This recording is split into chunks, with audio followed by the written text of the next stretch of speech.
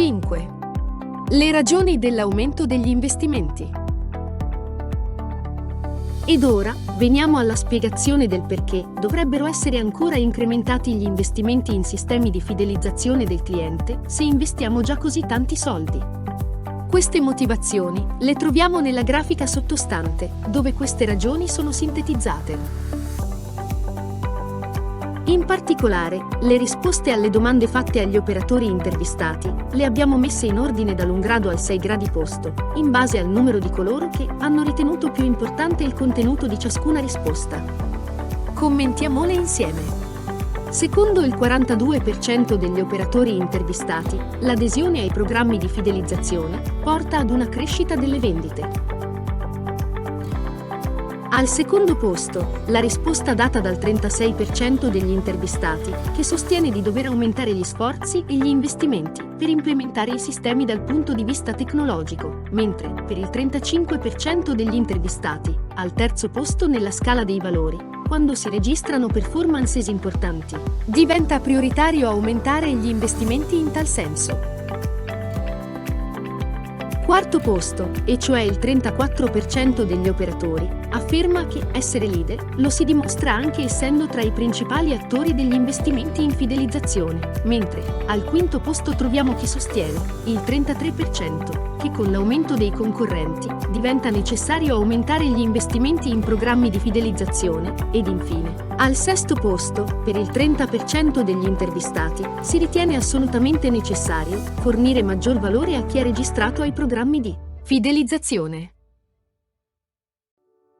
Iniziamo con l'affermare che, secondo noi, il risultato che si trova al sesto posto su 6 quesiti dovrebbe essere invece la priorità assoluta e dovrebbe essere al primo posto nella testa degli operatori, in quanto, solo fornendo maggior valore ai propri clienti fedeli, si può costruire realmente qualcosa nel tempo. È chiaramente ovvio che noi affermiamo questo perché il programma di fidelizzazione nasce proprio con questo obiettivo, ovvero per dare maggior valore, non solo a chi è semplicemente registrato, ma chi effettivamente, oltre ad essere registrato al programma di fedeltà, porta realmente maggior valore in azienda e che quindi scatena poi tutte quelle azioni, alcune delle quali sono lette come risposte ai quesiti posti ed evidenziati anche nella grafica. Che l'adesione ai programmi di fidelizzazione porti ad una crescita delle vendite è una cosa assolutamente naturale se il programma di fidelizzazione rappresenta una vera interazione continua con il proprio cliente. Che con l'aumento dei concorrenti debbano aumentare gli investimenti in tal senso è assolutamente normale, ma il primo obiettivo deve essere quello appunto di fornire maggior valore a chi si registra alla tua carta fedeltà e che poi veramente vuol seguirti. Certo, considerando che le aziende intervistate sono tra le più grandi al mondo, da una parte si deve considerare che, essendo appunto dei colossi mondiali, sviluppano fatturati da capogiro e che quindi, al loro interno, dovrebbero avere quelle competenze adatte per toccare argomenti così importanti. Di fatto, quello che ieri veniva definito direttore marketing, o marketing director in inglese, oggi viene soppiantato dal CGO, ossia il Chief Growth Officer, in altre parole, colui che sta a capo della divisione che si occupa di tutto il mondo che gira intorno alla crescita delle vendite e della crescita dell'azienda, che, ovviamente, passa per il marketing.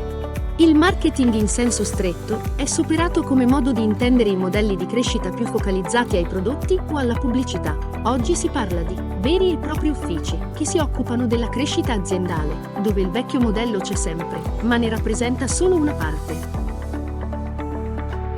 È comunque evidente che se 3 su 10 Perché al sesto posto abbiamo visto esserci il 30% degli intervistati mettono al primo posto la necessità di fornire maggior valore ai propri clienti veramente fedeli tramite i programmi di fidelizzazione. È implicitamente chiara la strada ancora da fare in questo senso e, se un'azienda non fa di questa considerazione uno dei must aziendali, o si riesce per fortuna a crescere d'inerzia, oppure si rischia di non crescere proprio. Ci sono poi coloro che sfuggono a queste regole perché sono leader di mercato, perché occupano particolari nicchie di mercato con elevate barriere d'ingresso, ma, nella generalità dei casi, vale quanto abbiamo affermato sinora, mentre, anche se si è i primi ma non si mantiene la mentalità dei secondi, con quella voglia inarrestabile di scalare le montagne, cullandosi sulla propria bravura, si rischia di fare grossi scivoloni all'indietro, e la storia ci insegna come questo sia purtroppo vero. Con aziende che da leader, Nokia, BlackBerry, Ericsson, tanto per citarne alcune, si sono ridimensionate in modo considerevole. Hai un'attività commerciale? Sì. Bene. Aprila anche online tramite noi. Quindi, alla domanda come creare un e-commerce, le risposte sono: non il classico sito e-commerce aperto a tutti, ma un'app personalizzata per la tua attività, che tu possa far installare ai tuoi clienti. In questo modo venderai solo a loro, ossia solo a coloro che ti conoscono e l'hanno scaricata, ma fidelizzerai 1 milione di volte di più di uno store aperto a tutti, ma da pubblicizzare. Ricorda che i tuoi clienti fedeli sono i tuoi clienti più importanti. E non devi perderli. Noi proponiamo la nostra soluzione. Un'app che ti consente di fare e-commerce su di una tua piattaforma, partendo dai tuoi clienti di tutti i giorni e solo per loro. Come mai una scelta del genere?